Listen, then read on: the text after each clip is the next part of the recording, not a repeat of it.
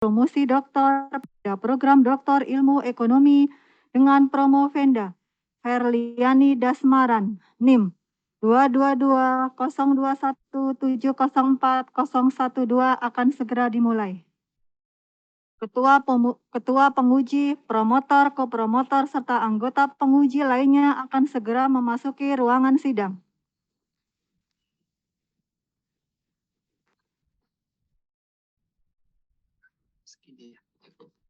Penguji memasuki ruangan sidang.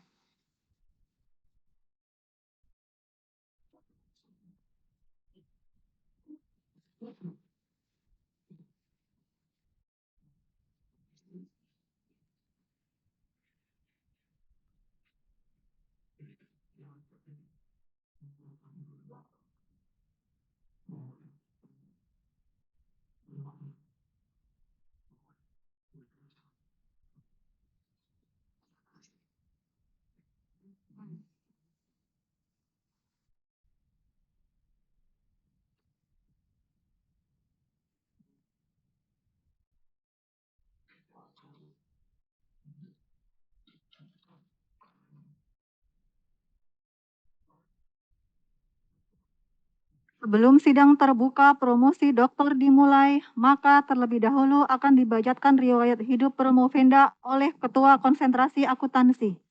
Kepada Ibu Profesor Dr. Eti Murwaningsari, AKMMCE, kami persilakan. Terima kasih. Ini belum buka.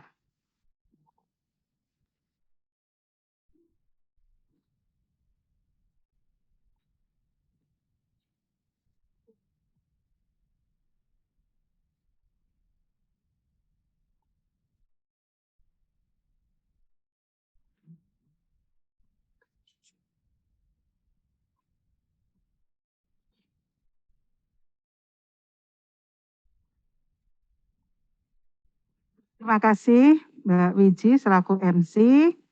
Assalamualaikum warahmatullahi wabarakatuh. Selamat siang semuanya.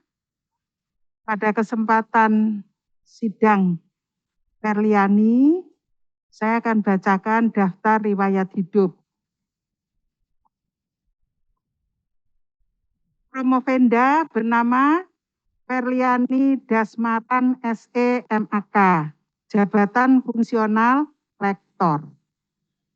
Tempat dan tanggal lahir Sukabumi 7 September 1980.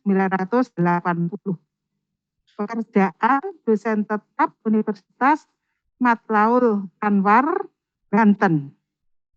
Suami Jumino MPD, anak Mei Mutia, kuat kuliah Muhammad Silas. Riwayat pendidikan S1 di Universitas Pasundan Bandung, Universitas S2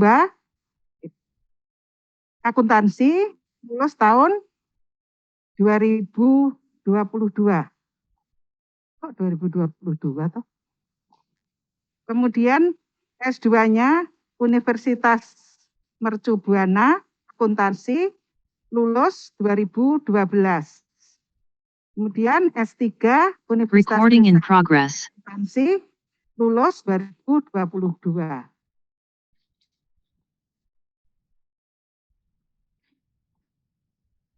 Pengalaman pekerjaan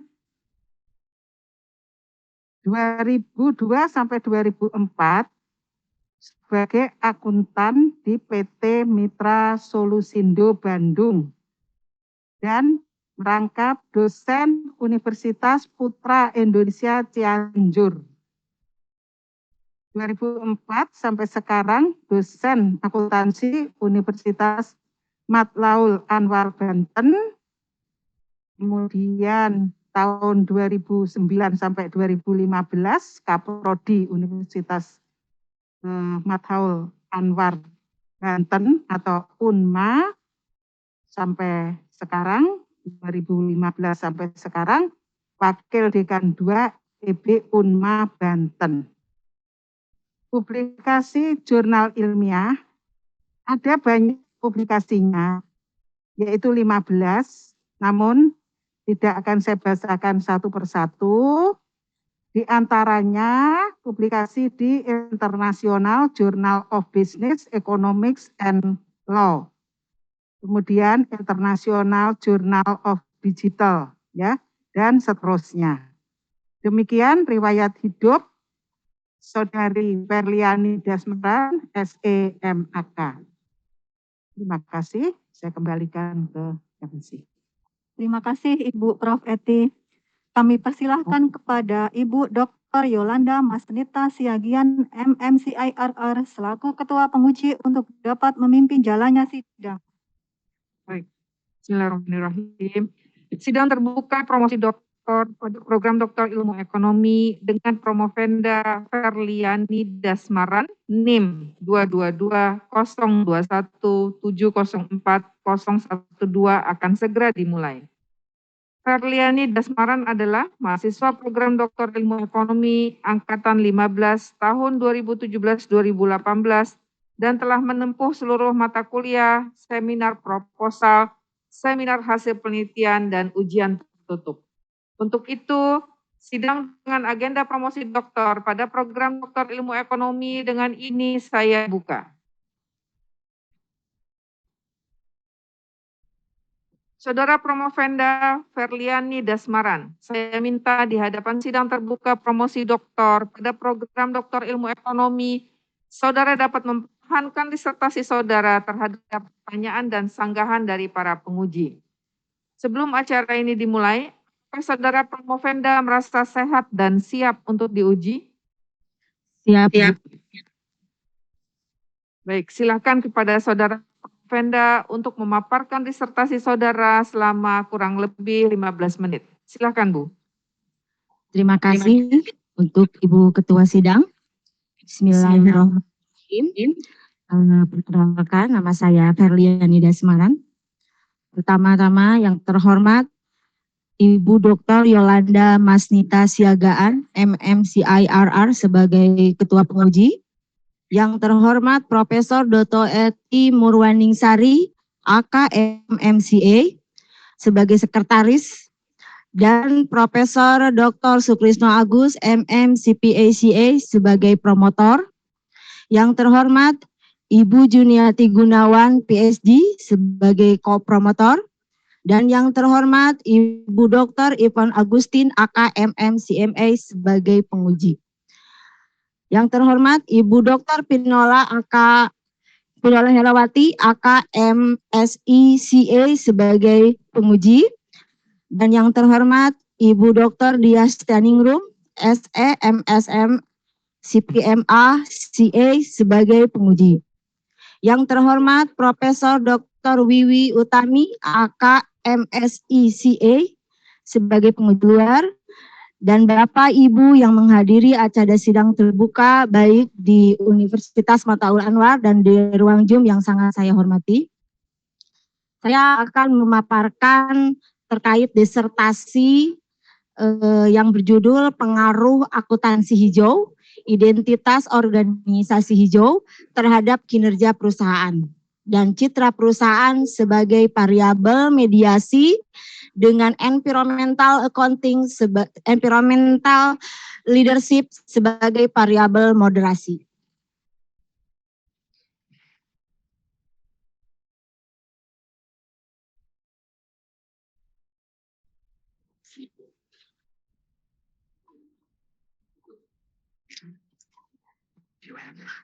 Penelitian ini diawali dengan fenomena banyaknya pencemaran yang terjadi di Indonesia yang berakibat banyaknya perusahaan-perusahaan yang berkontribusi terhadap pencemaran tersebut. Dari data tahun 2000 sampai 2020, perusahaan manufaktur menjadi perusahaan yang menyumbang, yang memberikan kontribusi pencemaran yang paling banyak.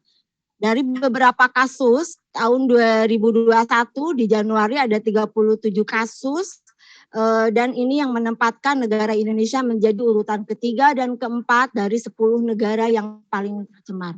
Padahal pemerintah Indonesia sendiri sudah mengatur dan peraturan perusahaan itu harus bertanggung jawab terhadap lingkungan, baik itu dengan POJK, peraturan pemerintah, undang-undang, peraturan Menteri Lingkungan Hidup. Nah, ada gap yang sangat signifikan seperti ini membuat satu pertanyaan, sebenarnya ada apa dengan perusahaan kita? Perusahaan yang mulai berdiri beroperasi sudah ada aturannya, tetapi masih menyebabkan pencemaran terhadap lingkungan. Penelitian Wijaya 2018 menyatakan bahwa tanggung jawab perusahaan terhadap lingkungan itu bisa diwujudkan dengan akuntansi hijau. Sehingga ada pertanyaan sebenarnya bagaimana implementasi akuntansi hijau ini di perusahaan yang ada di Indonesia.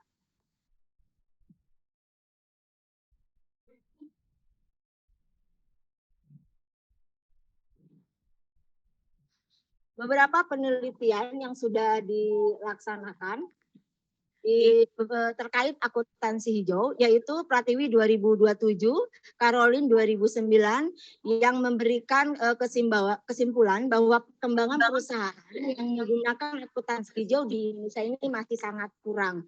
Terus ada penelitian Yoni Sundari dan Veld tahun 2016 bahwa secara realitas adanya akuntansi hijau ini menambah pengeluaran bagi perusahaan. Agak berbeda dengan Disegni di tahun 2015 menyimpulkan bahwa perusahaan yang memiliki kepedulian lingkungan ini memiliki laba yang lebih tinggi. Juga penelitian Abraham 2019 yang menyebutkan terjadinya hubungan timbal balik antara akuntansi hijau dan identitas organisasi hijau. Akuntansi hijau dan identitas organisasi hijau ini merupakan instrumen yang sangat strategis dan efektif sebagai sarana untuk mencapai keunggulan kompetitif. Sesuai dengan penelitian Balmer 2017, Biloslev dan Tranev tahun 2019. Motivasi penelitian akuntansi hijau sebelumnya masih mencerminkan yang bersifat segmentif, seperti halnya SOA, SARI, implementasi akuntansi hijau masih hanya dalam aktivitas produksi, belum mencerminkan secara keseluruhan aktivitas perusahaan. Motivasi selanjutnya yaitu banyaknya pencemaran yang diakibatkan oleh perusahaan manufaktur, yaitu penelitian dari Taufik 2021, Hatsari 2015, Piona 2014, Hairi et al. 2013 dan 2014 penelitian dari Lestari. Penelitian ini membawa 9 rumusan masalah yang bersinergi dengan tujuan penelitian. Pertama, apakah akuntansi hijau ini berpengaruh terhadap citra perusahaan? Yang kedua, apakah identitas organisasi hijau ini berpengaruh terhadap citra perusahaan? Yang ketiga, akuntansi hijau berpengaruh terhadap kinerja perusahaan. Yang keempat, apakah identitas organisasi hijau berpengaruh terhadap kinerja perusahaan.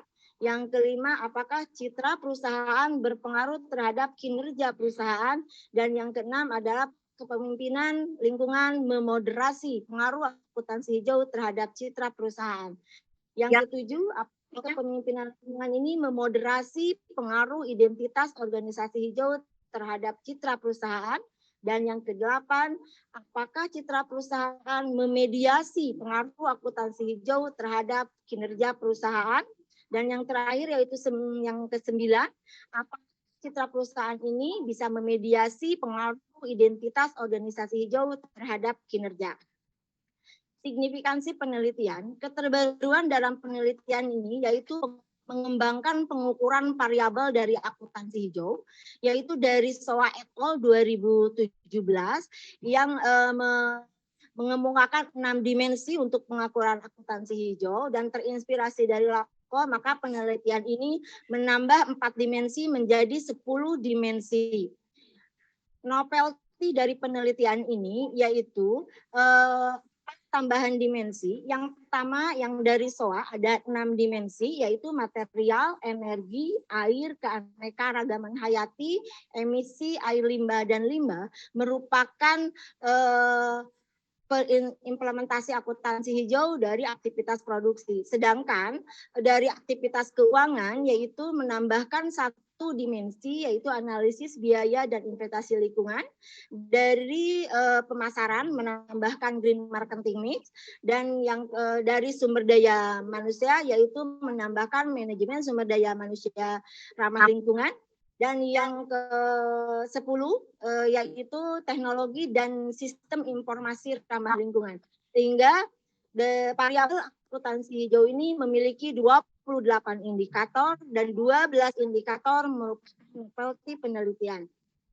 Bab 2, penelitian ini menjadikan teori stakeholder sebagai perusahaan bukan hanya bergerak untuk kepentingan sendiri, tapi harus memberikan kontribusi dan manfaat terhadap stakeholder. Untuk memberikan manfaat tersebut, perusahaan harus mematuhi aturan-aturan yang ada. Maka selanjutnya adalah teori legitimasi, bahwa perusahaan harus sesuai dengan norma. Karena ini objeknya adalah perusahaan, maka teori yang digunakannya adalah teori institusional. Dan pentingnya pengetahuan berbagai bentuk sumber daya terhadap sumber daya, maka teori yang dipakai adalah teori pandangan berbasis pengetahuan atau knowledge based view. Ini adalah rangka konseptual. Dari rangka konseptual ini bisa melihat hipotesis penelitian. Hak satunya atau hipotesis satunya dari kerangka ini bisa dilihat adalah akuntansi hijau berpengaruh positif terhadap citra perusahaan. Hipotesis yang kedua yaitu identitas organisasi hijau berpengaruh terhadap citra perusahaan. Hipotesis yang ketiga yaitu akuntansi hijau berpengaruh positif terhadap kinerja perusahaan. Dan hipotesis yang keempat yaitu identitas organisasi hijau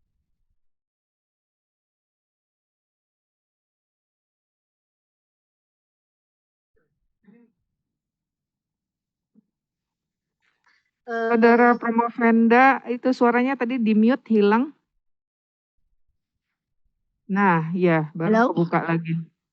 Hipotesis yang ke-6 yaitu variabel environmental leadership memperkuat pengaruh akuntansi hijau terhadap citra perusahaan. Dan hipotesis yang ke-7 yaitu environmental leadership memperkuat pengaruh identitas organisasi hijau terhadap citra perusahaan. Dan hipotesis yang ke-8 bahwa citra perusahaan memediasi pengaruh akuntansi hijau terhadap kinerja perusahaan. Dan hipotesis yang ke-9 yaitu citra perusahaan memediasi pengaruh identitas organisasi hijau terhadap kinerja perusahaan.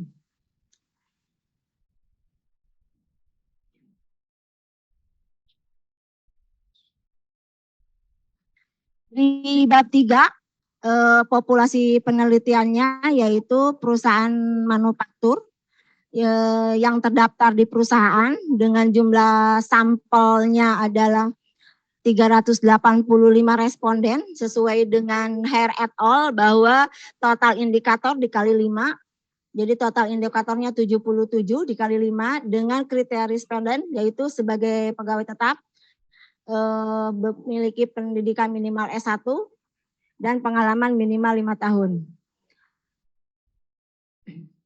Pengembangan instrumen penelitian akuntansi hijau dari SOA 2017 memiliki 28 indikator dan 12 indikator itu novelty dari 10 dimensi. Dan identitas organisasi hijau dari Cheng et al. Tahun 2019 ada 5 dimensi dan 10 indikator.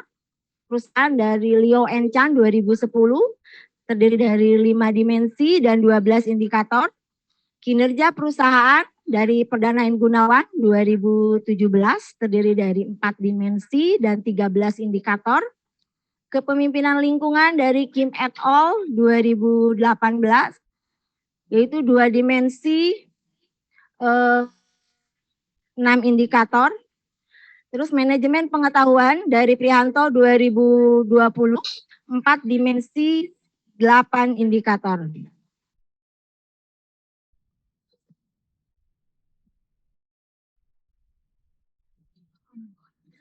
Ini adalah operasionalisasi variabel yang sudah dicantumkan di sinopsis, meliputi pengukuran variabel, dimensi, indikator, dan item-item pertanyaan. Untuk akuntansi hijau sebagai PLT sudah dilakukan pilot studi sebelumnya dengan 27 responden dan semua item di akuntansi hijau sudah lulus uji validitas dan reliabilitas dan layak untuk dipakai dalam penelitian ini. Di bab 3 saya menggunakan statistik deskriptif dan menggunakan outer model untuk menguji validitas dan reliabilitas, juga menganalisis regresi dengan model 1 dan model 2 dengan persamaan regresi seperti ini, yaitu pengaruh langsung antara variabel akuntansi hijau, identitas organisasi hijau, kepemimpinan lingkungan yang bisa memoderasi akuntansi hijau terhadap citra, dan environmental leadership atau kepemimpinan lingkungan ini memoderasi identitas organisasi hijau terhadap citra. Juga model yang kedua yaitu pengaruh langsung terhadap kinerja perusahaan, yaitu pengaruh akuntansi hijau, pengaruh identitas organisasi hijau, pengaruh citra perusahaan dan perusahaan. Analisis data menggunakan uji hipotesis dengan nilai signifikan 5% dengan uji T dan koefisien determinasi. Juga menggunakan uji sensitivitas untuk menguji kepekaan variabel akuntansi hijau, yaitu menggunakan variabel pengembangan pengukurannya dari SOA dengan 6 dimensi, yaitu material, energi, air, keanekaragaman hayati, emisi, limbah, dan air limbah. Selanjutnya dari analisis pembahasan, jumlah responden yang diinginkan adalah 385 responden dan responden yang mengisi adalah 2.211 dan 3 responden yang tidak sesuai dengan kriteria, sehingga total jumlah data yang diolah dalam penelitian ini adalah 208. Ini adalah demografi dari responden mulai dari jenis kelamin, bidang pekerjaan, tingkat pendidikan, usia responden, dan pengalaman kerja. Ini adalah uji statistik deskriptif yang mencerminkan nilai rata-rata dan jumlah setiap variabel hasil pengolahan data. Diperoleh bahwa akuntansi hijau itu akuntansi hijau memiliki min di nilai 4,6, identitas organisasi hijau 4,8, citra perusahaan di 5, environmental leadership di 4,7, dan kinerja perusahaan dinilai 5 dan manajemen pengetahuan dinilai 5. Jadi masih di atas 4 dan di bawah 6. Ini adalah uji selanjutnya, uji reliabilitas dan validitas. Maka bisa disimpulkan bahwa seluruh item sudah lulus uji validitas dan reliabilitas karena memiliki nilai AVE lebih besar dari 0,5 dan memiliki Coinbase alpha di atas 0,7. Ini adalah uji auto loading setiap butir. Semua indikator memiliki nilai auto loadingnya lebih besar dari 0,5. Ini adalah hasil uji regresi linier berganda dan bisa dilihat bagaimana hipotesis hasil uji hipotesisnya. Di sini bisa dilihat bahwa hak satu ini adalah akuntansi hijau berpengaruh terhadap citra perusahaan itu diterima. Identitas organisasi hijau terhadap citra perusahaan diterima. Dan hak 3 akuntansi hijau terhadap kepemimpinan ini di kinerja perusahaan ini ditolak. Hipotesis keempat yaitu identitas organisasi hijau terhadap kinerja perusahaan juga ditolak. Hipotesis 6 dan hipotesis 7 yaitu environmental leadership tidak bisa memoderasi pengaruh akuntansi hijau terhadap citra dan tidak bisa memoderasi pengaruh identitas organisasi hijau terhadap citra perusahaan. Juga variabel mediasi bisa disimpulkan di hipotesis ke-8 dan ke-9 bahwa citra perusahaan memediasi akuntansi hijau terhadap kinerja perusahaan ini diterima dan citra perusahaan memediasi pengaruh identitas organisasi hijau terhadap kinerja perusahaan ini diterima. Ini adalah persamaan dari regresi linier berganda, yaitu pengaruh citra perusahaan dan kinerja perusahaan. Ini persamaannya bisa dilihat di layar. Ini adalah kerangka yang sudah dilengkapi dengan hipotesisnya, dengan nilai koefisiennya, nilai T, dan nilai signifikansi. Sehingga bisa ditarik kesimpulan seperti yang ada di tabel sebelumnya. Ini adalah output PLS, baik itu nilai koefisien ataupun nilai T value. Juga di tabel 48 ini adalah kontribusi atau koefisien determinasi dari citra perusahaan, yaitu 82% pengaruhnya terhadap citra perusahaan, dan pengaruhnya terhadap kinerja itu adalah 77%. Selanjutnya uji sensitivitas bisa dilihat di tabel berikut. Hipotesis 1 diterima, yaitu akuntansi hijau berpengaruh terhadap citra. Hipotesis 2 juga diterima, yaitu identitas organisasi hijau berpengaruh terhadap citra. Hipotesis 3 ditolak, yaitu akuntansi hijau terhadap kinerja pemimpinan.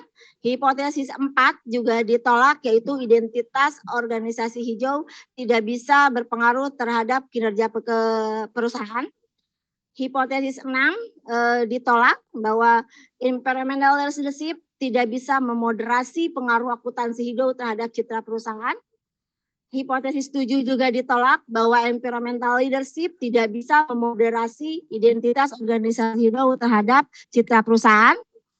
Hipotesis 8 diterima, yaitu citra perusahaan memediasi akuntansi hijau terhadap kinerja perusahaan. H9 juga sama, citra perusahaan memediasi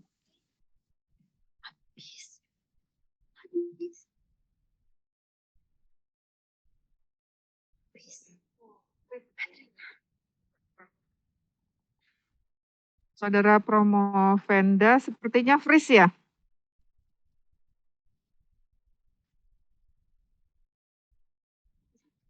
Bisa dilanjut, Prof. Saya ganti itu, mohon maaf sebelumnya. Selanjutnya saya akan menjelaskan perbandingan dari pengujian model pengukuran dari uji sebelumnya dan uji yang sudah dimodifikasi. Secara kesimpulan tidak ada perbedaan, yaitu dari pengujian semula dengan pengujian, yaitu hipotesisnya sama-sama diterima dan hipotesis selanjutnya sama-sama ditolak, tetapi ada perbedaan kepada nilai koefisiennya, di mana pengukuran baru ini lebih besar nilai koefisien. Jadi dengan adanya pengukuran baru ini pengaruhnya itu lebih besar terhadap citra perusahaan dan terhadap kinerja perusahaan. Sehingga bisa disimpulkan bahwa satu, akuntansi hijau ini berpengaruh positif terhadap citra perusahaan. Ya, identitas organisasi berpengaruh positif terhadap citra perusahaan. Akuntansi hijau tidak berpengaruh terhadap kinerja perusahaan. Identitas organisasi hijau tidak berpengaruh terhadap kinerja perusahaan. Citra perusahaan berpengaruh positif terhadap kinerja perusahaan. Environmental leadership tidak memoderasi akuntansi hijau terhadap citra perusahaan. Yang ketujuh, environmental leadership tidak memoderasi identitas organisasi hijau terhadap citra perusahaan. Yang kedelapan, citra perusahaan memediasi pengaruh akuntansi hijau terhadap kinerja perusahaan. Dan yang kesembilan, citra perusahaan memediasi identitas organisasi hijau terhadap kinerja perusahaan. Keterbatasan penelitian, pertama adanya potensi subjektivitas dari responden. Yang kedua, penyebaran kuesioner dilakukan dalam kondisi pandemi COVID-19 yang secara nasional berdampak pada semua sektor perusahaan, termasuk sektor penelitian yang menjadi objek sampel penelitian. Yang selanjutnya ada Google Form tidak menyebutkan nama perusahaan, sehingga responden keterwakilannya di setiap manajer di setiap perusahaan tidak bisa terlihat. Hal ini memungkinkan adanya bias ketika perusahaan bisa diwakili oleh lebih dari satu responden ataupun sebaliknya.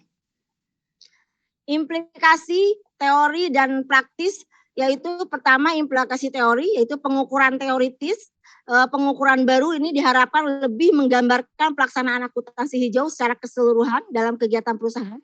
Juga implikasi praktek, pertama bagi manajer perusahaan, yaitu bagaimana mengimplementasikan akuntansi hijau di perusahaan.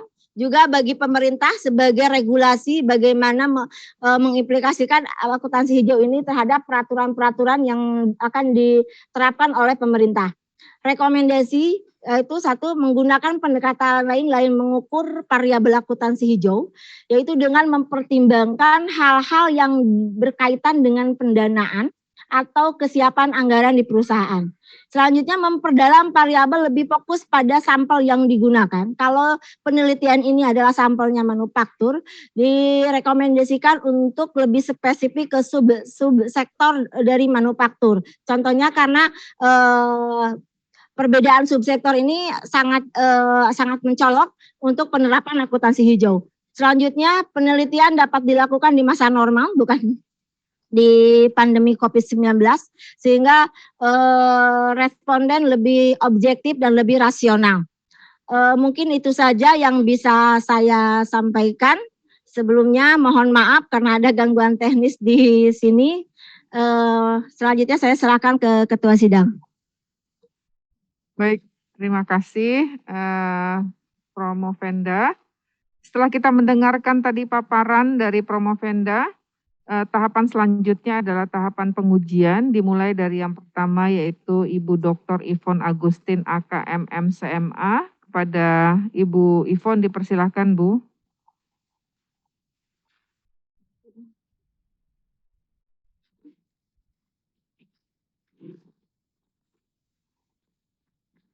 Halo, suaranya Halo. kedengaran, Verly? Siap, Ibu. Oke, kalau kedengaran ya Ibu akan bertanya untuk 3 variabel. Yang pertama itu green accounting. Kalau diperhatikan di sini, apa sih sebetulnya implikasi untuk regulation dan professional organization? Karena kalau dilihat, apakah green accounting ini merupakan voluntary atau mandatory? Ya, itu di green accounting. Kemudian apakah identitas organisasi hijau, variabel yang kedua, adakah bukti di perusahaan-perusahaan di Indonesia bahwa mereka sudah memiliki identitas organisasi hijau? Itu yang kedua, ya. Dan ada nggak di dalam reportnya begitu, ya. Kemudian yang ketiga yang environmental leadership. Karena environmental leadership itu tidak bisa memoderasi, tentunya Verly memikirkan what next gitu. Jadi future risetnya harusnya bagaimana untuk environmental leadership. Karena dua-duanya tadi kan tidak bisa memoderasi ya. Ya, betul, Bu. Ya, oke. Nah, tolong dijawab. Terima kasih Ibu Ivon. Izinkan saya menjawab. Green accounting ini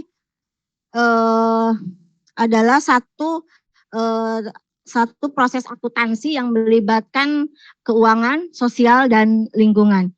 Ada hubungannya dengan regulasi, tentu ada.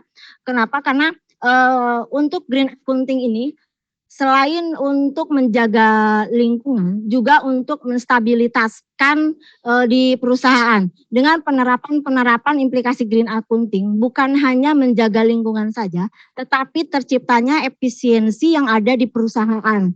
Dan untuk green accounting selama ini masih bersifat voluntary, bukan menjadi peraturan atau bukan menjadi mandatory. Karena yang tidak ada laporan secara standar yang harus dilaporkan oleh perusahaan yang sudah ada acuannya. Tetapi perusahaan banyak yang melakukan dan melaporkannya ada yang di sustainability, ada yang di annual report berupa baik itu berupa kegiatan ataupun nominal yang dicantumkan, yang dikeluarkan dalam investasi akuntansi hijau ini atau investasi terhadap lingkungan. Itu untuk jawaban yang pertama. Yang kedua, identitas organisasi hijau di Indonesia memang agak abstrak ya menurut saya. Kenapa? Karena identitas ini kan melekat kepada perusahaan dari pandangan eksternal yang diciptakan dari manajemen perusahaan. Bagaimana manajemen perusahaan ini memiliki image bahwa perusahaan tersebut mampu melestarikan lingkungan, peduli terhadap lingkungan, membangun image, membangun budaya sehingga menjadi identitas. Itu memang bukan hal mudah dan butuh waktu yang lama. Dan memang secara pelaporan juga tidak ada laporan baku yang melaporkan terkait identitas organisasi hijau, tapi ini menjadi poin penting baik itu bagi perusahaan, karena dari identitas ini akan menciptakan inovasi-inovasi yang akan meningkatkan kinerja perusahaan. Selanjutnya terkait environmental leadership, dalam penelitian saya ini memang tidak bisa memoderasi pengaruh akuntansi hijau terhadap citra ataupun identitas organisasi hijau terhadap citra. Padahal secara teori bahwa kepemimpinan leadership, kepemimpinan lingkungan ini memang punya dua sisi. Ketika dia memiliki kapabilitas di lingkungan dan memiliki komitmen yang tinggi terhadap lingkungan, mampu menerapkan akuntansi hijau, seharusnya memang berpengaruh. Jadi bagaimana akuntansi hijau di perusahaan ini bisa diimplementasikan secara maksimal, itu dukungan pemimpin harus lebih optimal. Nah, tetapi untuk kepemimpinan ini memang punya beberapa kelemahan, punya beberapa faktor yang berpengaruh sehingga mungkin menjadikan kelemahan. Kemarin di diskusi terakhir mungkin kurangnya motivasi yang ada di environmental leadership sehingga tidak mampu memberikan pengaruh atau memperkuat implementasi akuntansi hijau ini terhadap citra. Jadi untuk next-nya harus ditambahkan beberapa poin poin lagi dalam pengukuran environmental leadership sehingga kepemimpinan ini bisa terlihat dan bisa lebih optimal menerapkan implementasi hijaunya. Mungkin itu Ibu Yvonne. Oke ya. Satu hal tadi yang berkaitan dengan identitas organisasi hijau. Kalau misalnya ditanyakan apakah visi dan misi itu termasuk salah satu identitas organisasi hijau enggak? Betul, Green mission. Nah, betul. apakah di dalam perusahaan itu tidak ada yang namanya green mission dan green vision? Ya. Tidak ada, belum ya? Ya, tidak semua. Oke, tidak semua tapi ada ya? Sebagian besar ada, biasanya perusahaan-perusahaan yang sudah concern terhadap implementasi tanggung jawab terhadap lingkungannya. Oke, kemudian yang untuk environmental leadership, kalau dikatakan bahwa tadi kurang motivasi ya. Nah, penelitiannya Verly ini waktu nyebar kuesioner itu di masa kapan? Di masa pandemi, di saat 2020. Oke, itu berarti masih Delta ya? Ya. Nah, sekarang Ibu ingin tanya, kalau misalnya pada saat musim Delta itu tadi, apakah perusahaan lebih memperhatikan lingkungan atau lebih baik memperhatikan karyawan yang kena COVID? Ya, justru perusahaan mungkin dalam tujuan-tujuan jangka panjangnya juga langsung diinikan ya Bu, rencana-rencananya itu juga mungkin langsung ditinjau kembali, lebih mengutamakan bagaimana bisa sustain di dalam perusahaan, yaitu bagaimana bisa mensejahterakan karyawan, pegawai supaya tidak terkena dampak COVID tersebut, Bu. Sehingga banyak kebijakan-kebijakan yang mengarah ke sana kayaknya. Ya, nah itu dijadikan sebagai suatu keterbatasan. Karena ini berarti menentang teori. Betul. Karena seharusnya kan environmental leadership memoderasi, memperkuat, tetapi ternyata kan tidak jadi moderasinya itu. Nah, ini disebabkan karena pada saat kondisi COVID itu pimpinan lebih banyak memperhatikan yang berkaitan operasionalnya dengan COVID. Ya, penanganan COVID itu dimasukkan ke dalam kelemahan ya, keterbatasan, tapi didiskus dulu di dalam 44. Ya, Ya Ibu. ya oke. Oke, mungkin cukup itu aja. Saya kembalikan kepada Ketua Sidang. Terima kasih Ibu Terima kasih. Ivon. Ya, baik. Kita lanjut kepada penguji kedua, yaitu Ibu Dr. Vinola Herawati AK MSICA. Silakan Bu Vin. Terima kasih Bu Dekan. Saya terkenal ya, terdengar nggak Bu Ferlian? Dengar Ibu. Oke. Selamat ya, sudah sampai di tahap terakhir ya, mudah-mudahan lancar semuanya ya. Terima kasih. Bu Ferlian nih, saya mau nanya yang terkait dengan akuntansi hijau atau green accounting nih ya, karena ini merupakan novelty punya Ibu sendiri yang paling ditekankan gitu. Jadi pertanyaan saya tiga-tiganya berkaitan dengan akuntansi hijau itu. Yang pertama, pertanyaan saya adalah, apakah perbedaan nih penelitian ini dengan penelitian lainnya terkait dengan akuntansi hijau ya? Dan juga bagaimana sih kontribusi realnya ya dalam prakteknya itu bagaimana gitu. Karena kita udah nggak bermain dengan detail, kita bermain dengan konsep apakah bermanfaat nggak sih disertasi Ibu gitu ya. Kemudian yang kedua, kan masyarakat ini sudah familiar ya, yang namanya akuntansi itu pasti ngomong akuntansi keuangan, semua keuangan gitu ya. Dan yang diterapkan di dalam perusahaan karena dia merupakan bentuk pertanggungjawaban perusahaan ya. Nah sekarang gimana mengkaitkan dengan akuntansi hijau yang menjadi topik di penelitian Ibu ya. Dan gimana sih pentingnya diterapkan di perusahaan. Jadi penerapan realnya juga gimana, saya pengen tahu nih realnya. Terakhir yang ketiga, nah sekarang hasil tadi kita tahu hasilnya karena tadi kan ada moderating, ada intervening ya tadi ya gitu ya. Nah di sini tapi untuk akuntansi hijau itu tidak ada pengaruhnya terhadap kinerja perusahaan yang ujungnya penelitian kita kan kinerja ya gitu ya. Tapi ternyata dua variabel Ibu dua-duanya tidak bisa berpengaruh terhadap kinerja perusahaan. Jadi gimana caranya meyakinkan perusahaan khususnya manajer ya, perusahaan yang berhubungan dengan kebijakan nih supaya tertarik dengan melaksanakan akuntansi hijau. Itu aja Bu Ferliani, mudah-mudahan bisa terjawab dengan baik. Terima kasih Ibu. Saya akan coba jawab untuk pertanyaan pertama. Perbedaan penelitian saya dengan penelitian sebelumnya yaitu pengembangan pengukuran dari akuntansi hijau, di mana penelitian sebelumnya mengukur akuntansi hijau ini hanya di produksi saja karena ini adalah perusahaan manufaktur, titik kritisnya di produksi, sehingga penelitian sebelumnya itu hanya diproduksi, sedangkan penelitian yang saya ini lebih memikirkan kegiatan lainnya yang ada di perusahaan manufaktur. Perusahaan manufaktur itu memiliki 4 kegiatan yaitu produksi, pemasaran, keuangan, MSDM. Jadi saya tambahkan 4 dimensi yaitu pertama analisis investasi hijau di keuangan, yang kedua di pemasaran saya tambahkan bagaimana bauran pemasaran hijau atau green marketing-nya, yang di MSDM bagaimana proses manajemen sumber daya manusia yang ramah lingkungannya. Yang keempat, bagaimana teknologi dan informasi ini dan sistem informasi yang dipakai bisa ramah lingkungan sehingga tidak menghasilkan pencemaran terhadap lingkungan sekitar perusahaan. Itu perbedaan saya dengan penelitian sebelumnya. Nah, ini justru berkaitan dengan kontribusi ke depannya, kontribusi penelitian.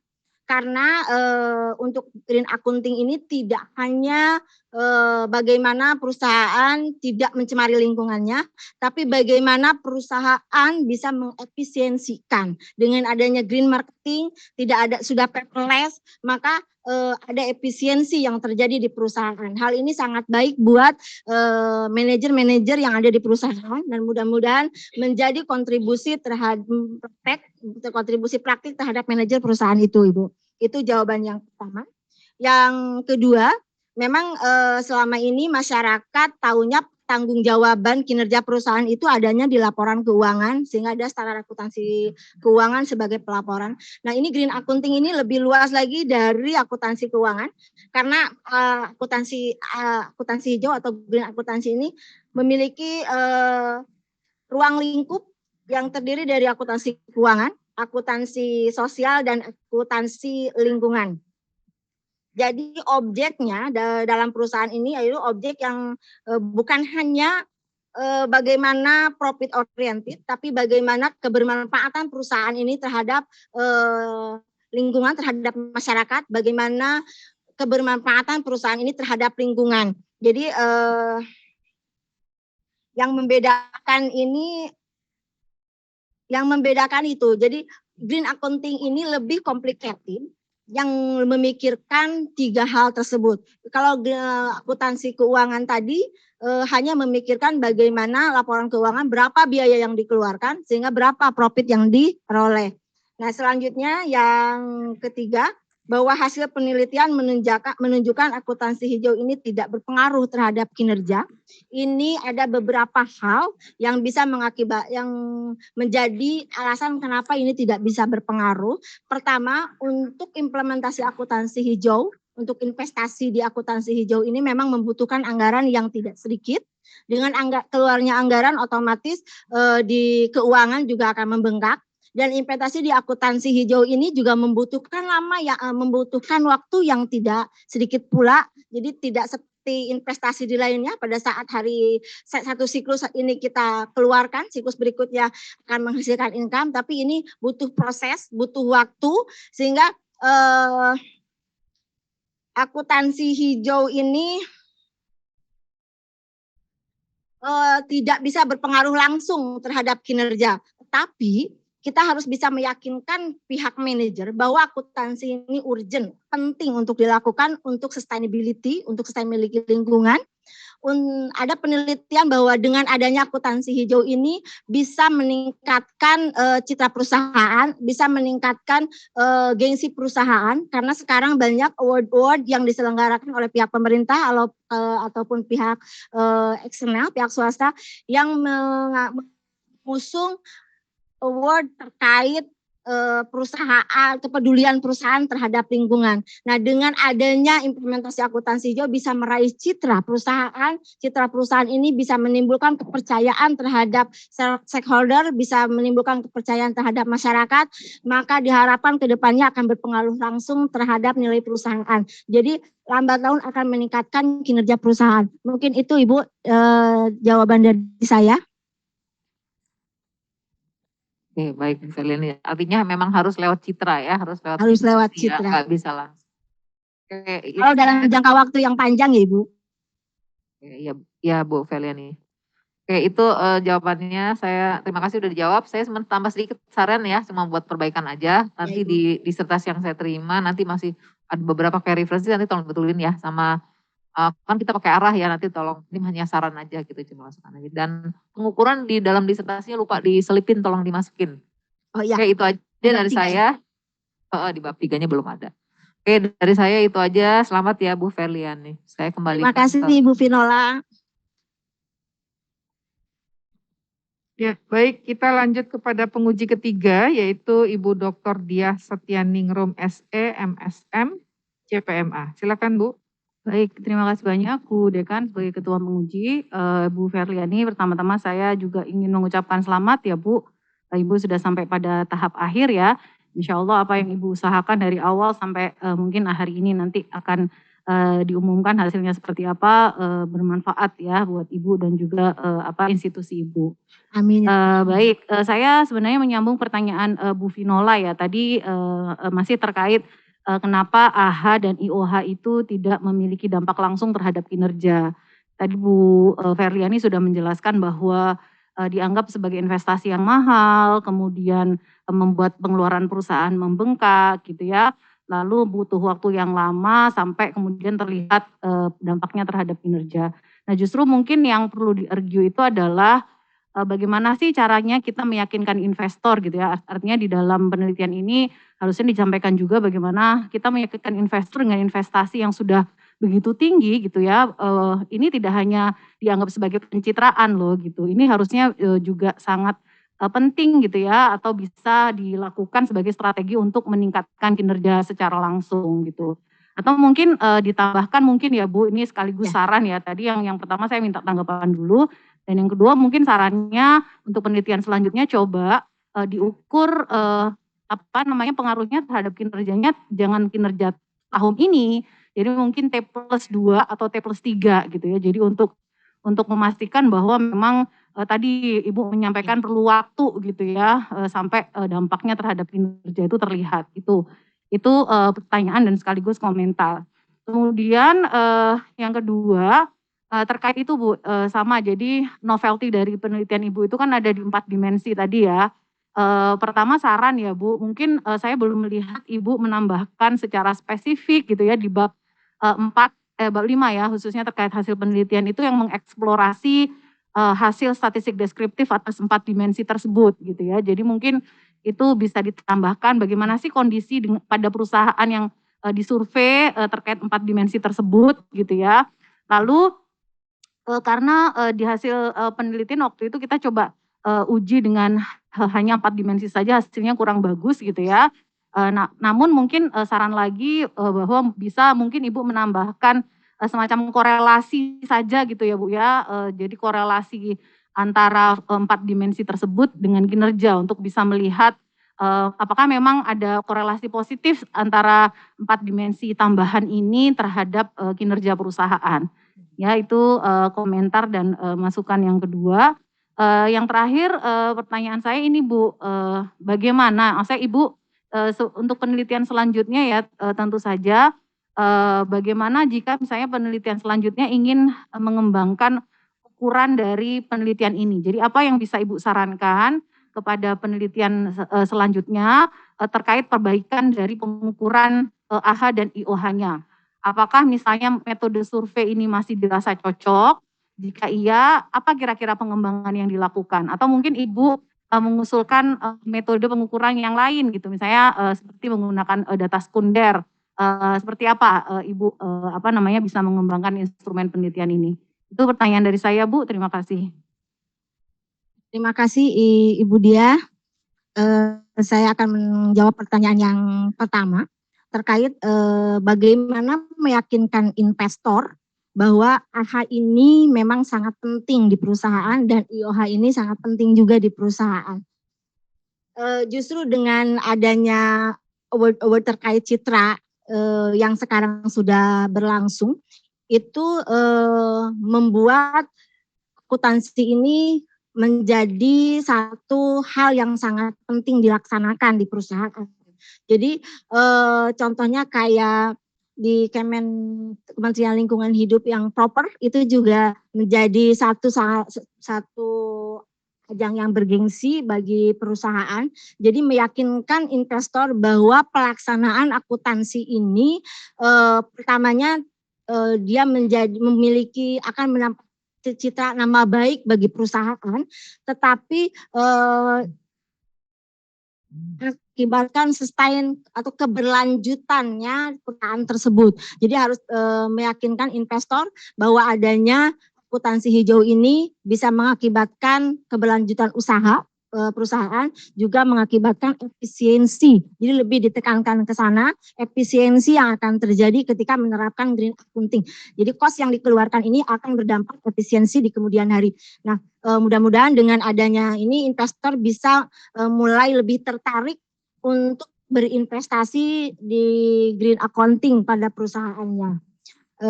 Selanjutnya di yang kedua, nanti saya akan tambahkan di bab 5 bagaimana untuk mengeksplor 4 dimensi yang sudah saya tambahkan di akuntansi hijau, sehingga di statistik deskriptifnya akan tergambar. Selama yang sekarang sudah saya gambarkan bukan di ada variabel, statistik deskriptif per variabel, per indikator, mungkin nanti akan saya tambahkan penjelasan lebih detail di 4 dimensi sebagai tambahan novelty saja. Selanjutnya yang ketiga, terkait rekomendasi pengukuran akuntansi hijau terhadap penelitian selanjutnya. Memang benar akuntansi hijau ini lebih cocok ketika menggunakan data sekunder kalau melihat dari penelitian sebelumnya. Karena penelitian sebelumnya lebih banyak menggunakan data sekunder, tapi justru dengan penelitian yang menggunakan kuesioner itu mengkonfirmasi bahwa meyakinkan kita bisa melihat di laporan-laporan di data sekunder bahwa akuntansi hijau yang sudah diberlakukan ini benar apa tidak itu melalui konfirmasi dengan kuesioner. Tetapi saya menyarankan karena ini high cost, jadi perusahaan kadang-kadang mengimplementasikannya itu memikirkan biaya, maka memasukkan anggaran-anggaran atau biaya-biaya yang akan membuat pengukuran akuntansi hijau ini lebih real. Jadi memang saran saya dicoba dengan data sekunder dengan memasukkan biaya-biaya yang berhubungan dengan investasi akuntansi hijaunya. Mungkin itu Ibu. Oke, baik. Terima kasih banyak Bu Ferliani. Saya kembalikan kepada Ketua Sidang. Baik, kita lanjut kepada penguji keempat, yaitu Profesor Dr. Wiwi Utami AKM SICA. Silakan Prof. Terima kasih Ibu Ketua Sidang. Assalamualaikum warahmatullahi wabarakatuh. Selamat ya Saudara Ferliani, Anda sudah berproses sampai pada jenjang sidang terbuka di sini, sidang yang terhormat ya. Saya bangga dengan prestasi Anda, semangat Anda untuk belajar terus sehingga bisa sampai pada level doktoral ini ya. Terima kasih. Karena ketika Anda masih kuliah di S2 dulu ya. Ya, Prof. Saya mahasiswa, Prof. Ya, oke, terima kasih.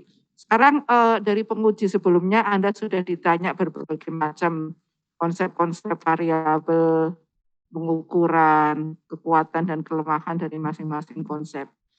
Anda juga sudah menguasai konsep dan teori terkait dengan isu-isu green. Nah, sekarang saya ingin menanyakan, Anda sudah belajar begitu banyak, apakah Anda bisa memberikan gambaran rencana ya atau kontribusi Anda, ilmu yang Anda peroleh ini kira-kira bagaimana diterapkannya di tempat institusi Anda bekerja? Apakah green accounting ini bisa diterapkan di kampus Anda akan merancang akuntansi hijau untuk kampus Anda ya. Kemudian bagaimana Anda membangun identitas kampus hijau di tempat Anda bekerja. Kemudian yang ketiga, bagaimana Anda membangun leadership. Karena leadership di sini tidak atau belum terbukti mampu meningkatkan peran dari akuntansi hijau maupun identitas organisasi hijau ya.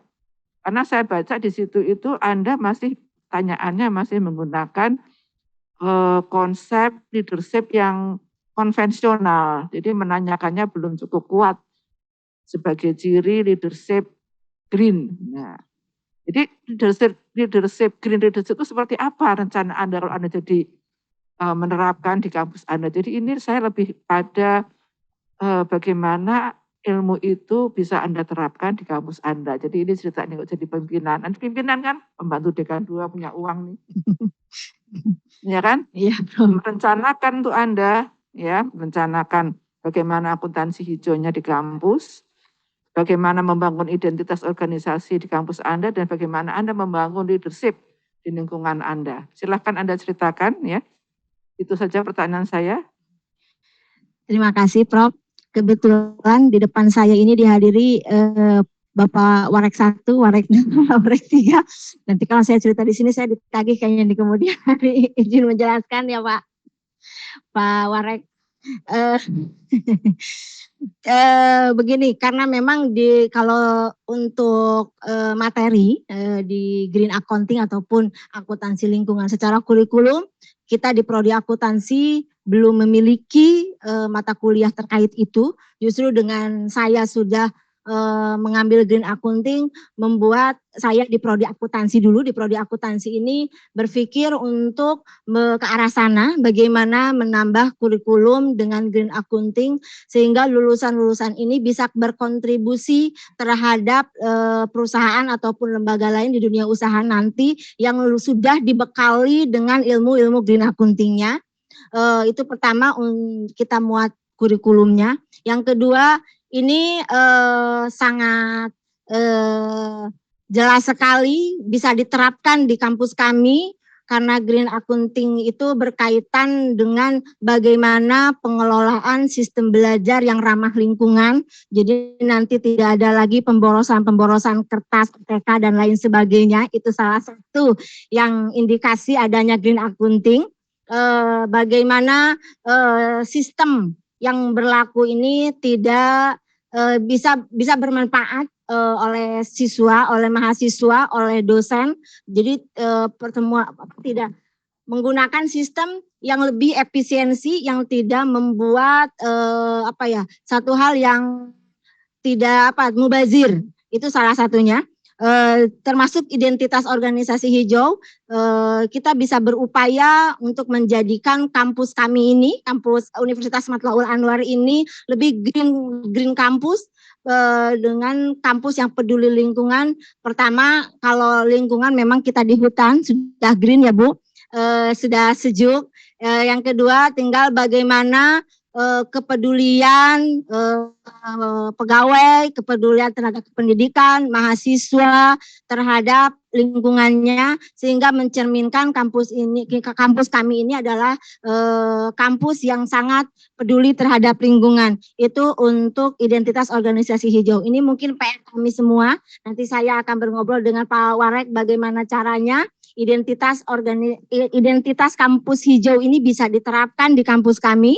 Begitu juga dengan leadership, karena kepemimpinan rektor, wakil rektor, dan pimpinan fakultas ini berpengaruh sangat terciptanya green campus. Bagaimana membuat kurikulum yang ramah lingkungan, bagaimana membuat sistem pembelajaran yang bisa efisiensi, yang bisa menjadikan kampus kita ini lebih hijau, itu lebih bermanfaat buat masyarakat.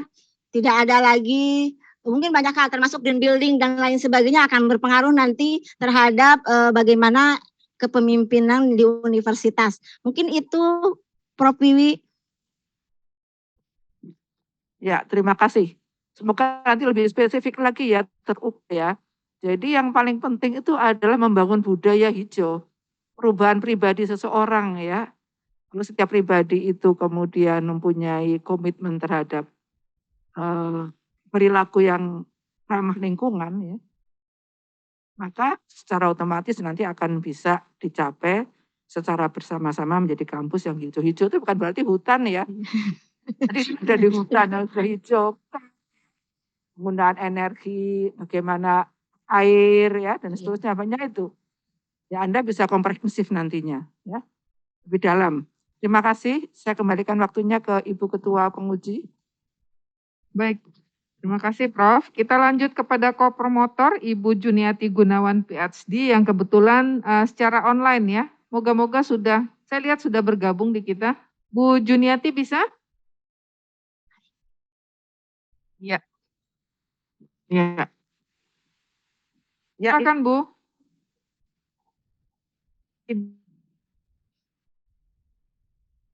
Itu masih di mute, saya lihat. Bu Juniati masih di mute. Saya bergabung. Iya. Pada Ibu Dekan, mohon maaf. Dan juga, iya.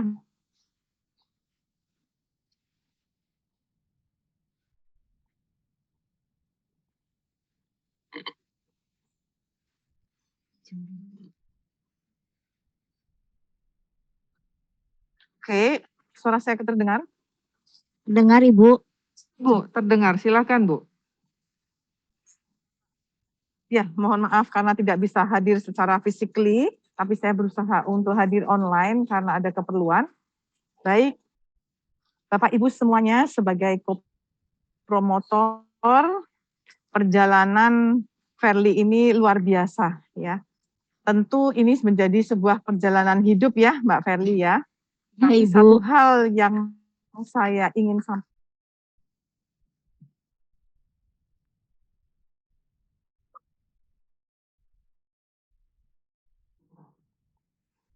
Bu Juni suaranya pada Pak Ibu.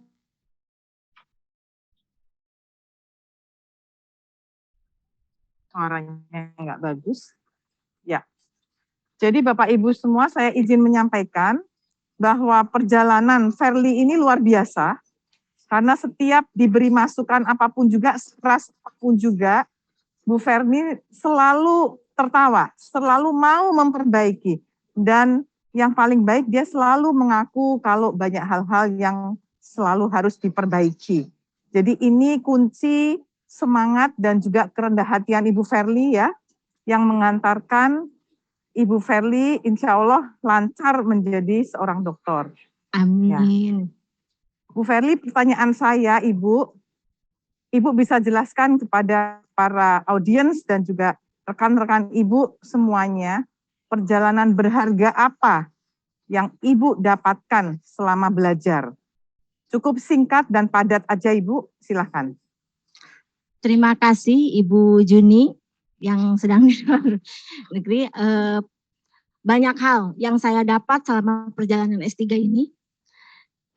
Pertama yang paling sangat adalah kerja keras tanpa kenal lelah, jarak bukan masalah, keribetan bukan masalah, usia juga bukan masalah. Yang menjadi fokus utama niat kita untuk menyelesaikan. 5 tahun perjalanan bukan hal yang sangat singkat, tapi banyak sekali yang membuat saya jatuh bangun dalam mengerjakan disertasi, mengerjakan tugas-tugas kuliah, dengan tugas saya sebagai dosen, tugas saya sebagai ibu, tugas saya sebagai istri, juga tugas saya sebagai mahasiswa. Jadi intinya kepada teman-teman semua,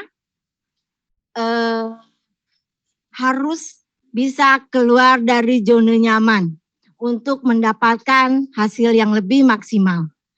Mungkin itu Ibu. Baik, terima kasih Ibu Ferli.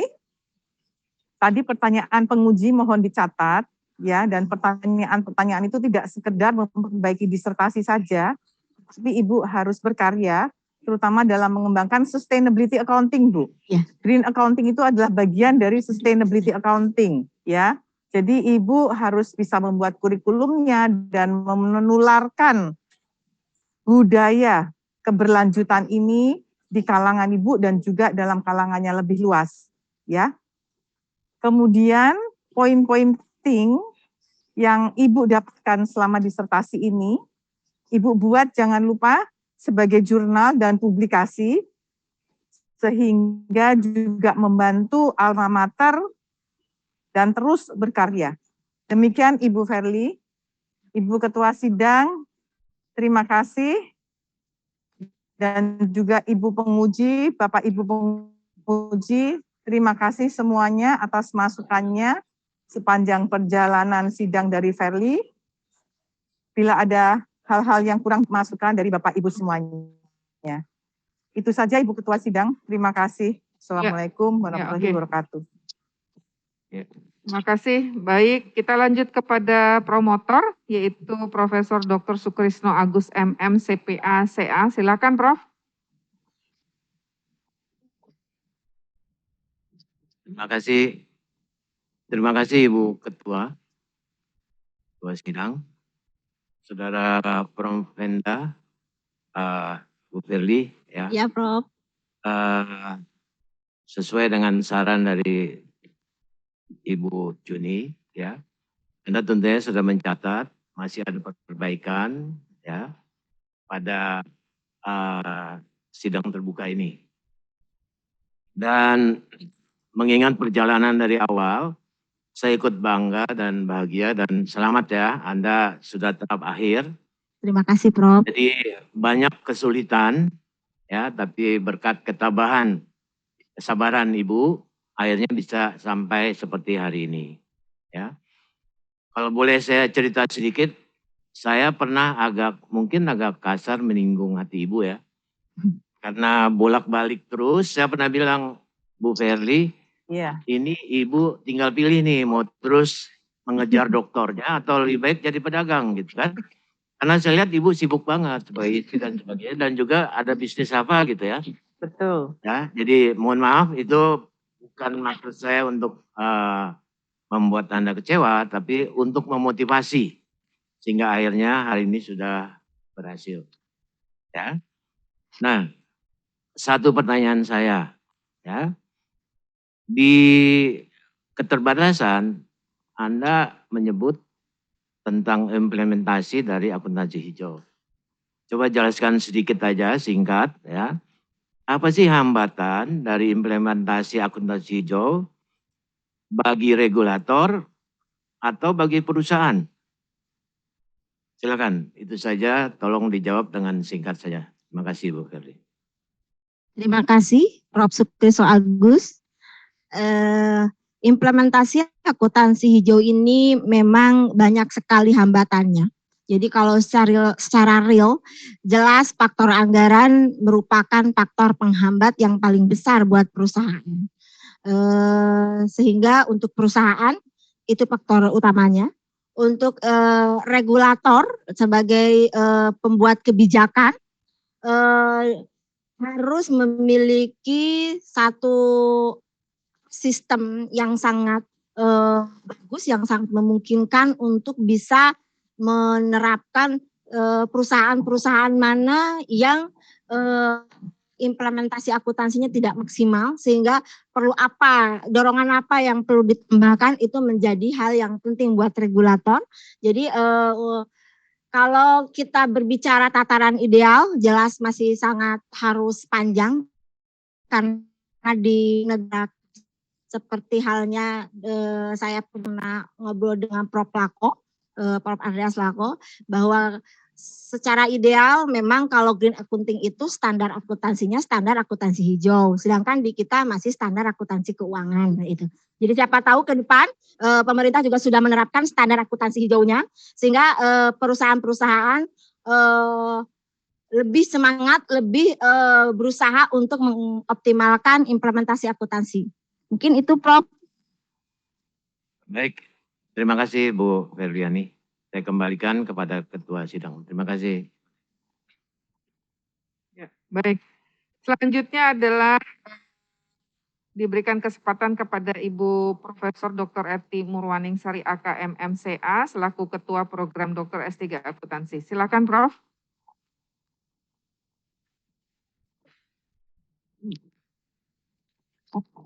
Terima kasih Ibu Dr. Yolanda Masnita selaku Ketua Sidang. Assalamualaikum warahmatullahi wabarakatuh. Salam sejahtera untuk kita semua. Pertama-tama tentunya untuk Movenda Ibu Ferliani Dasmaran. Yang hari ini sudah kelihatan senyum-senyum. Selamat dan sukses ya setelah melalui beberapa tahapan proses panjang. Akhirnya berhasil berdiri di depan sidang akademik tertinggi untuk mempertahankan disertasi dengan sangat baik. Selamat juga untuk keluarga, suami, putra, putria yang telah dengan sabar menemani Promovenda dalam upaya meraih ilmu dan gelar tertinggi. Selamat juga pada Universitas Madhaul Anwar Banten yang saat ini dihadiri Bapak Rektor Universitas Madhaul Anwar Banten, yaitu Bapak Profesor Dr. Sibli Siarjaya, LMLMM. Juga Bapak Wakil Rektor 1, yaitu Dr. Jihadadin, juga Bapak WR2, Bapak Arianto SEMM, Bapak WR3, Bapak Evi Hasan Rifai MH, begitu pula Dekan Fakultas Ekonomi Bisnis Unma Banten, yaitu Bapak Saiful Bahrir SEMM. Semoga hari ini ada tambahan SDM yang bergelar doktor ya Bapak-bapak dari Universitas Madhaul Anwar Banten. Amin, ya Allah. Pada kesempatan ini saya perkenalkan, Promovenda itu adalah mahasiswa angkatan 15. Tadi ya selama berapa tahun ya, sudah 5 tahun lebih. Mempunyai semangat besar untuk sukses dalam berbagai bidang, seperti apa yang disampaikan tadi, baik sebagai ibu, sebagai istri, sebagai dosen, juga sebagai mahasiswa S3. Promovenda disiplin dan tekun. Di tengah-tengah kesibukan kampus, tetap memiliki tanggung jawab yang tinggi, pantang menyerah, dan low profile serta santun. Semoga bisa lulus sesuai dengan harapan. Untuk itu, tolong Bu Ferliani masukkan dari para penguji dan kopromotor diterima sebagai penyempurnaan. Sehubungan hal tersebut, saya ucapkan terima kasih kepada Ibu Dr. Yolanda selaku Dekan Fakultas Ekonomi dan Bisnis, saat ini selaku Ketua Sidang.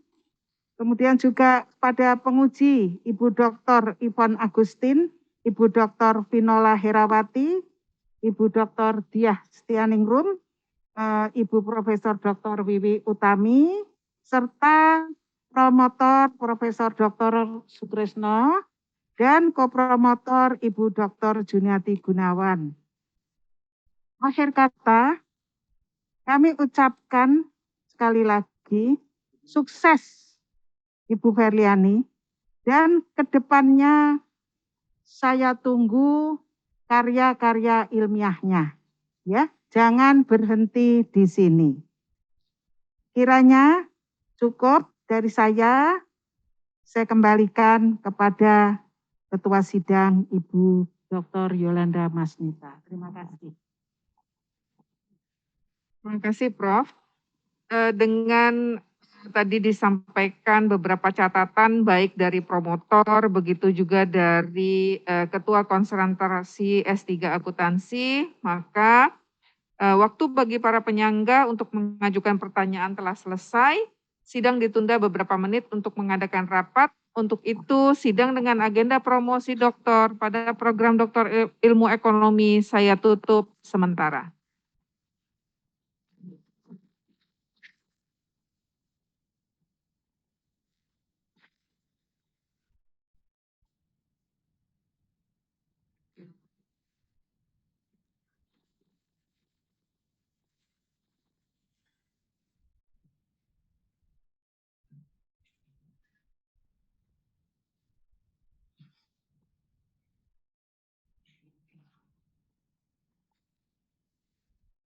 Sidang terbuka akan dimulai kembali. Kami persilahkan kepada Ibu Dr. Yolanda Masnita Siagian MM selaku Ketua Penguji untuk membuka kembali sidang promosi ini. Ya.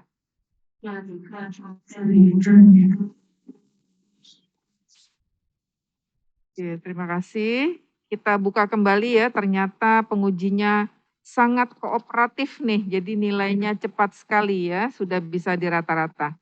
Baik, sidang terbuka promosi dokter pada program Doktor Ilmu Ekonomi saya buka.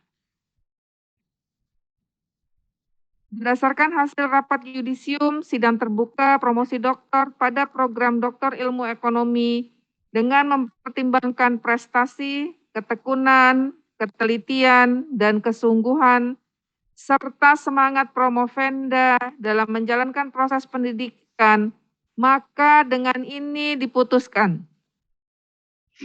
Karliani Dasmaran.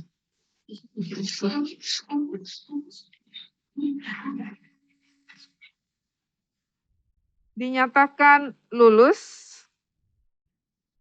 dengan predikat memuaskan. Kepadanya diberikan hak untuk menyandang gelar doktor sesuai dengan hak dan kewajibannya serta kehormatan yang melekat pada gelar itu. Dr. Ferliani Dasmaran, NIM 222-021-704-012, adalah doktor ke-592 dari program Doktor Ilmu Ekonomi Universitas Trisakti dan merupakan lulusan Doktor Konsentrasi Akuntansi yang ke-100. Penyerahan surat keterangan lulus akan kami sampaikan melalui email. Ucapan terima kasih oleh Dr. Ferliani Dasmaran.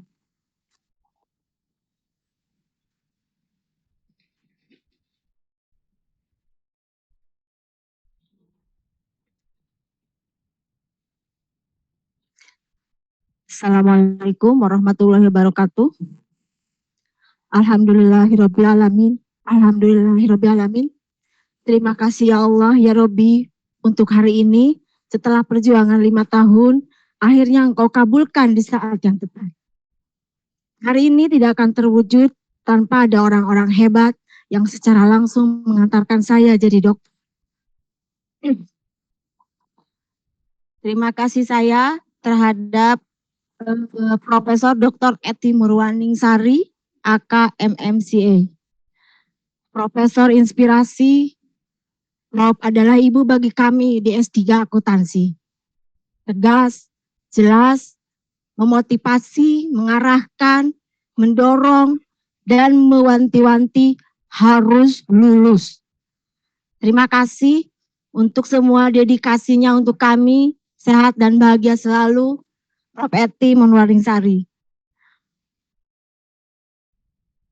Untuk promotor yang sangat-sangat baik untuk saya, yaitu Profesor Dr. Sukrisno Agus, AK MM CPA, mengenal Prof melalui buku auditing, dan Allah takdirkan menjadi promotor yang mengantarkan saya bergelar dokter. Terima kasih untuk semua hal. Terima kasih untuk satu sesi ngobrol yang banyak. Terima kasih promotor terbaik dan ramah. Sehat selalu, Profesor Sukrisno Agus.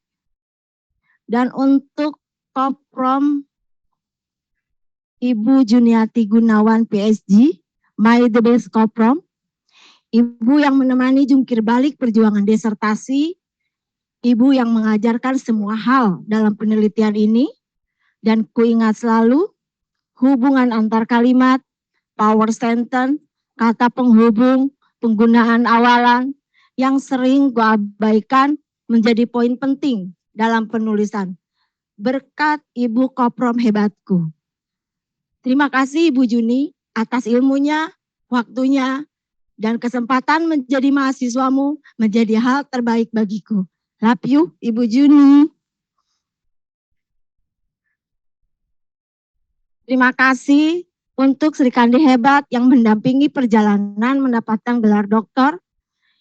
Ibu Ketua Sidang, Ibu Dr. Yolanda Masnita, MMCIRR, dan Ibu Ketua Penguji, Ibu Dr. Ipon Agustin, AK MMCMI, Ibu Dr. Pinola Herawati, AK MSICA, Ibu Dia Stianingrum, SE MSM CPMA, dan Ibu Profesor Dr. Wiwi Utami, AK MSI Sehat. Sri Kandi hebat yang mendampingi perjalanan mendapatkan gelar doktor. Terima kasih ibu-ibu hebatku yang sudah memberikan banyak masukan dalam perjalanan disertasi sehingga disertasi lebih komprehensif. Semoga ibu semua diberkahi kesehatan dan kesuksesan. Amin ya rabbal alamin. Dan dalam kesempatan ini saya ingin menyampaikan terima kasih kepada semua pihak yang telah memberikan bantuan maupun dukungan baik moral, material dalam proses penyusunan disertasi ini. Pertama kepada Bapak Rektor Universitas Trisakti, Bapak Dr. Insinyur Kadarsah Suryadi, DEA, juga Ibu Dr. Yolanda Masnita, selain Ketua Penguji juga sebagai Dekan Fakultas Ekonomi dan Bisnis Universitas Trisakti. Bapak Profesor Dr. Tulus TH Tambunan selaku Ketua Program Doktor Ilmu Ekonomi Universitas Trisakti yang memberi kesempatan penulis melanjutkan studi dan menjadi bagian dari Sivitas Akademika Program Doktor Ilmu Ekonomi Konsentrasi Akuntansi Trisakti. Bapak Ibu para dosen ilmu ekonomi konsentrasi akuntansi yang mengajarkan, memberikan pengetahuan, dan membimbing serta mengajarkan selama saya menuntut ilmu dengan pengetahuan yang diberikan sangat luar biasa yang memperluas wawasan saya. Terima kasih Bapak Rektor Universitas Mataul Anwar Banten, Profesor Dr. Esi Bli Sarjaya, LMM, serta seluruh pimpinan, pejabat yang memberikan kepercayaan dan dukungan bagi saya untuk mengemban studi lanjut pada program doktor ini. Bapak Dekan, Bapak Saiful Bahri, SEMM, beserta teman-teman Dekanat FEB Universitas Mataul Anwar Banten yang sudah memberikan dukungan, semangat, dan keluangan waktu pada saya untuk menyelesaikan studi, serta teman-teman dosen di Prodi Akuntansi yang sangat luar biasa. Untuk Papa dan Mama, Bapak Dadang Dasmaran almarhum, yang telah berpulang ke rahmatullah di saat saya menyelesaikan ujian kolokium, dan merupakan kesedihan yang sangat mendalam. Sehingga almarhum tidak sempat menyaksikan keberhasilan saya menyelesaikan studi S3 ini. Semoga Papa bahagia di tempat terindah. Dan untuk Mama saya, Mama Ima Sito. Mama yang selalu menyayangi, tidak pernah berhenti mendoakan untuk kelancaran, untuk segera menyelesaikan studi dan mencapai ini, mudah-mudahan menjadi kebanggaan untuk Papa dan Mama. Untuk suami saya, Bapak Jumino MPD yang sudah mendukung, memberi izin lahir dan batin dalam menempuh studi S3, serta ketiga anakku tersayang, Memutia PJ Pahlepi yang di saat ini tidak bisa datang tapi stay di Zoom, Bilkis Aulia PJ Putri, Muhammad Julius Payasi PJ Putra. Terima kasih atas dukungan kalian kepada Bunda untuk menuntut ilmu. Semoga Bunda dapat memberikan contoh tentang perjuangan yang tidak pernah lelah untuk menggapai cita-cita dan terus belajar tanpa batas usia. Teman-teman program doktor angkatan 15, kita sering menyebutnya Libel, yang sudah menjadi sahabat, saudara, Bapak Ketua Kelas, Bapak Hendy Prihanto, yang saat ini ada di Zoom, yang sangat luar biasa, Ibu Diana, Ibu Selvi, Ibu Agustin, Bu Lau, yang satu perjuangan hari ini menempuh gelar doktor, Pak Nafri, serta teman-teman yang lain yang sudah memberikan warna, tidak hanya menempuh studi, tapi saling support dalam menjalankan peran Tridharma Perguruan Tinggi. Sahabat perjuangan saya yang beda background, Ibu Tuti, Ibu Nenden, semangat menyelesaikan misi akademik, tuntaskan yang sudah kita mulai. Pihak-pihak perusahaan manufaktur, khususnya di wilayah Banten yang membantu saya dalam memperoleh data kuesioner. Para staf program Doktor Ilmu Ekonomi Konsentrasi Akuntansi, Mbak Wiji, Bandini, Mbak Umi yang selalu membantu penulis dalam memberikan informasi petunjuk dalam studi S3 ini. Dan tim Hore hari ini, terima kasih tim Pusdatin, Biro Keuangan dan Umum, Biro Akademik, dan Bu Ani CS. Terima kasih atas semua bantuannya. Mohon maaf atas segala kekurangan dan ketidaksempurnaan dari disertasi saya. Demikian yang bisa saya sampaikan. Akhirul kata, wassalamualaikum warahmatullahi wabarakatuh. Hadirin yang kami hormati, sidang terbuka promosi program Doktor Ilmu Ekonomi dengan Promovenda, Dr. Ferliani Dasmaran dengan NIM 2220217040012 telah selesai. Kami mohon kepada Ibu Dr. Yolanda Masnita Siagian MMCI RR selaku Ketua Penguji untuk menutup jalannya sidang. Sidang dengan agenda promosi telah selesai dan dengan ini saya tutup. Dengan demikian, sidang ujian terbuka dengan acara promosi Dr. Ferliani Dasmaran telah selesai. Atas perhatian dan kehadiran Bapak Ibu, kami ucapkan terima kasih. Assalamualaikum warahmatullahi wabarakatuh. Waalaikumsalam warahmatullahi wabarakatuh. Sekali lagi selamat Ibu Ferliani, kemudian juga Pak Rek dengan jajarannya, juga Prof. Eti sebagai Ketua Konsentrasi dan Prof. Sukrisno sebagai promotor. Terima kasih.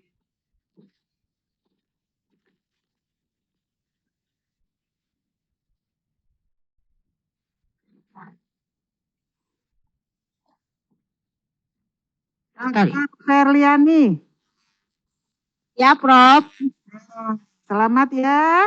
Terima kasih, Prof. Ya, tinggal melanjutkan perjalanan ke depan ya. Lebih Insya Allah, Prof. kemudian juga tulisan-tulisan ditunggu. Ya, Prof.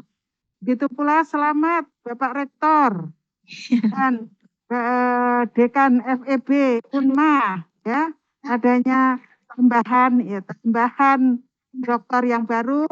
Kami tunggu Bapak Rektor untuk dosen-dosen berikutnya. Ya, terima kasih. Wassalamualaikum warahmatullahi wabarakatuh. Waalaikumsalam.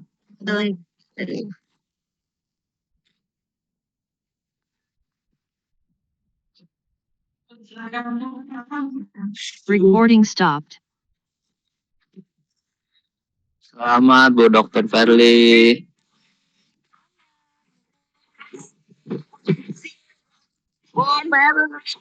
Bagus sih. Terima kasih. Selamat Bu Verly. Bu Dr. Akhirnya. Halo, selamat Bu Dr. Verly. Selamat ya. Selamat Bu Dr. Verly.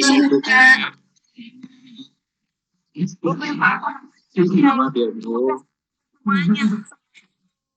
Waalaikumsalam warahmatullahi wabarakatuh.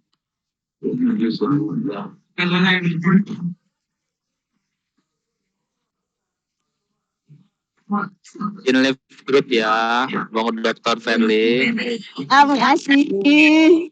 Selamat Dr. Verly. Kasih. Bu Irma. Selamat. Bulan. Bu Dokter izin live ya, Bu Dokter selamat ya. Terima kasih. Selamat ya Bu Dokter Verly. Terima kasih Pak Ketua.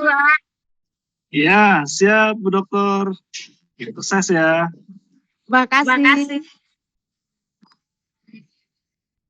Selamat ya Bu Verly. Terima kasih Bu El. Semangat Bu Verly. Ya amin Bu Verly. Pak Roza, terima kasih Pak Roza. Ya, sama-sama Bu Verly. Sukses selalu.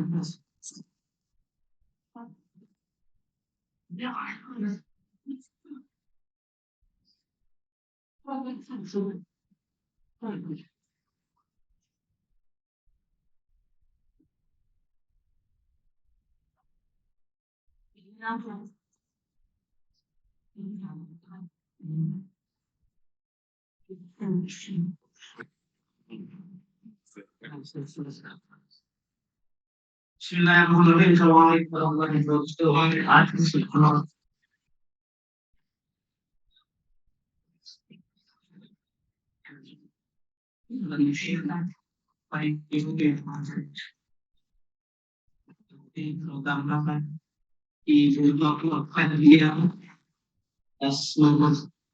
Alhamdulillah ini kita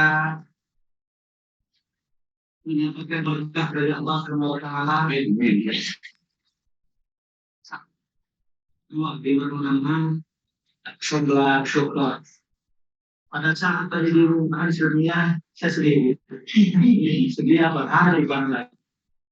Kemudian sendiri tidak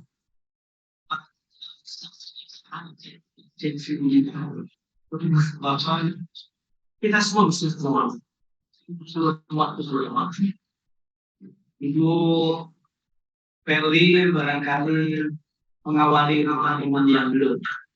Mudah-mudahan dan saya kira karena ini merupakan kita Allah yang sama-sama kita berdoa sebagai rasa syukur kita kepada Allah. Mudah-mudahan ke depan kita lagi. Amin. Amin. Lindungi al-Fatihah.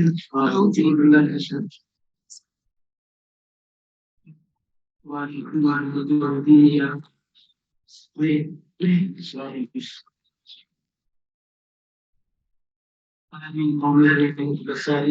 kita until alhamdulillah Allah share beli dan kemudian kita kembali ke panggil syukur kepada bagi Sultan Allah Subhanahu Allahumma sholli wa sallim ala mu'minina wa mu'minat minta amwatna Allahumma sirma qadina qawsilan fadal khair Rabbana tolongna anfusana wa in taqdirna ta'kunna qasudin bi'ani ala dhikrika wa syukrika wa husni ibadatik Rabbi inni ala dhikrika wa syukrika wa husni ibadatik Rabbi inni ala dhikrika